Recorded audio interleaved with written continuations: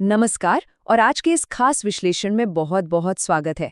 आज हम बात करने वाले हैं एक ऐसी मशीन की जिसने ट्रैक की रेसिंग दुनिया से निकलकर हमारी रोजमर्रा की सड़कों पर अपना एक अलग ही रुतबा बनाया है। जी हाँ, टीवीएस अपाचे RTR 164V।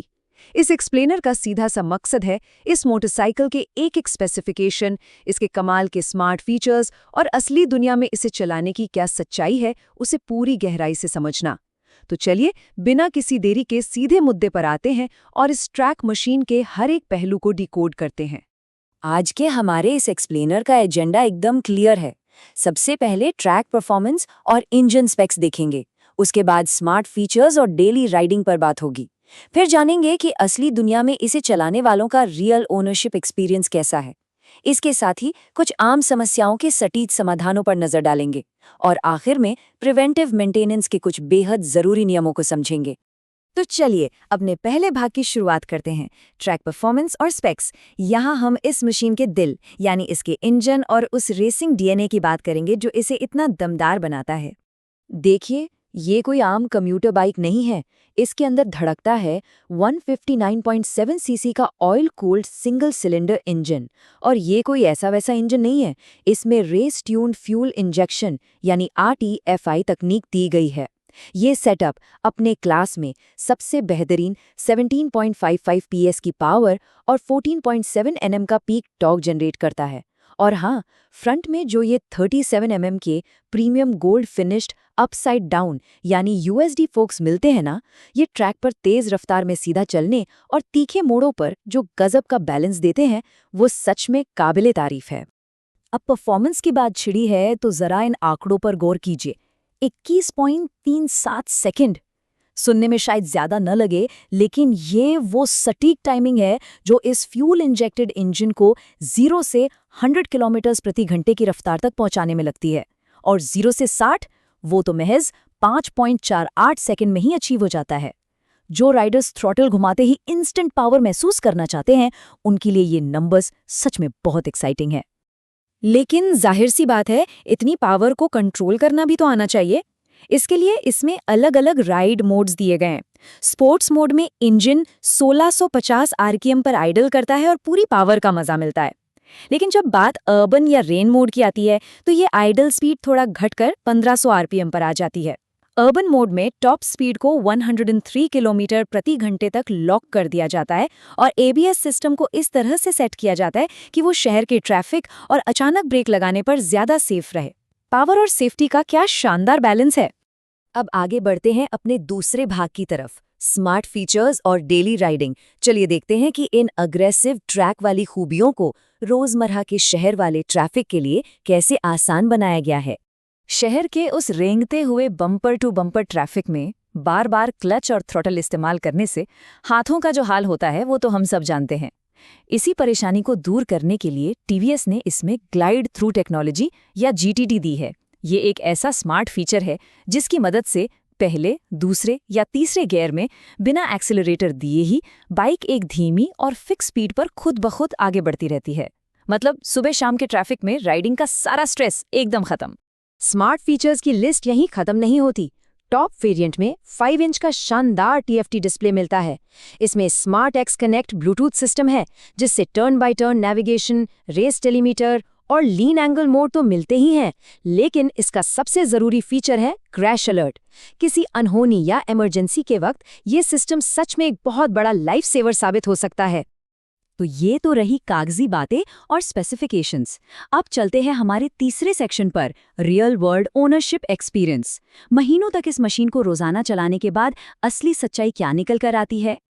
देखिए, जब हम स्पोर्टी डिज़ाइन चुनते हैं तो कुछ चीज़ों से समझौता तो करना ही पड़ता है।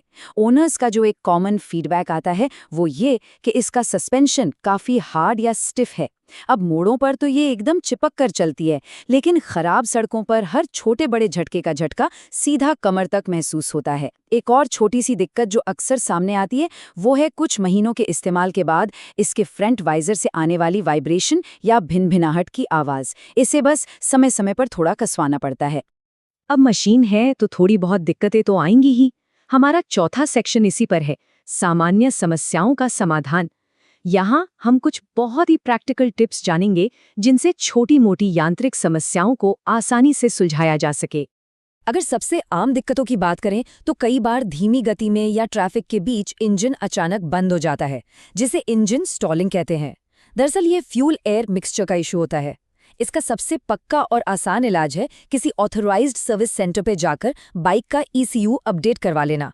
दूसरी प्रॉब्लम जो कुछ राइडर्स फेस करते हैं वो है 70 किलोमीटर प्रति घंटे की स्पीड के बाद हैंडल बार या फुट पेग्स पर तेज वाइब्रेशन आना। इसे ठीक करने के लिए बस इंजन माउंट्स और चेसिस के सभी बोल्ट्स को अच्छे से चेक करवाकर टाइट करवाना होता है। बस इतनी सी चीज और राइड क्वालिटी फिर से एकदम स्मूथ। और ताकि ऐसी नौबत ही न आए, हम आते हैं अपने आखिरी और सबसे अहम सेक्शन पर, प्रिवेंटिव मेंटेनेंस यानी निवारक रखरखाव के जरूरी नियम।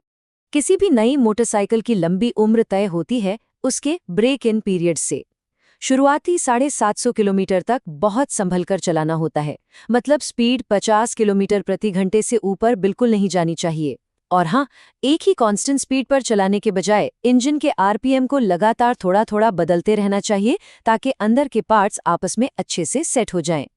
सबसे जरूरी बात, पहली सर्विस 500 से 750 किलोमीटर या 1 महीने के अंदर जरूर हो जानी चाहिए।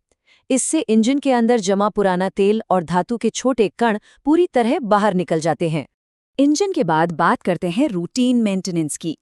हर 500 किलोमीटर पर चेन को साफ करके उसमें ल्यूब लगाना बहुत जरूरी है। और क्योंकि इसमें रेस ट्यून्ड फ्यूल इंजेक्शन है तो एयर फिल्टर का साफ रहना बहुत मायने रखता है। अगर फिल्टर गंदा हुआ तो सीधे सीधे कंबशन और माइलेज पर बहुत बुरा असर पड़ेगा। इसके साथ ही पोल्यूशन कंट्रोल करने वाले इवैप सिस्टम के पाइप्स और इंजन ऑयल के लेवल पर भी रेगुलर नजर रखनी चाहिए। एक बात जो बिल्कुल गांठ बांध लेनी चाहिए वो ये कि ऐसी एडवांस टेक्नोलॉजी वाली बाइक्स को सड़क किनारे वाले किसी भी लोकल मैकेनिक के भरोसे नहीं छोड़ा जा सकता। इसके फ्यूल इंजेक्शन सिस्टम, सेंसर्स और ECU अपडेट्स काफ़ी पेचीदा होते हैं।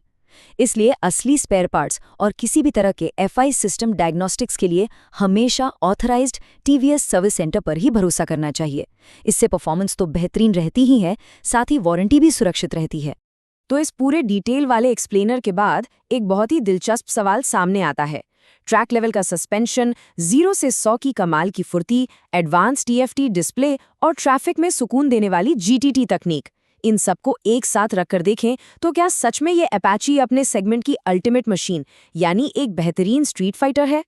हाँ, स्टिफ सस्पेंशन जैसी कुछ बातें हैं जो शायद सबको सूट ना करें, लेकिन ओवरऑल जो टेक्नोलॉजी का पैकेज यहाँ मिलता है वो इसे सच में बहुत खास बनाता है। अब यह मशीन असली स्ट्रीट फाइटर है या नहीं, इसका अंतिम फैसला उन राइडर्स के हाथ में है जो हर दिन सड़कों पर उतरते हैं। इस खास विश्लेषण का हिस्सा बनने के लिए बहुत बहुत धन्यवाद। नई चीजें सीखते रहिए और हमेशा सुरक्षित राइडिंग कीजिए।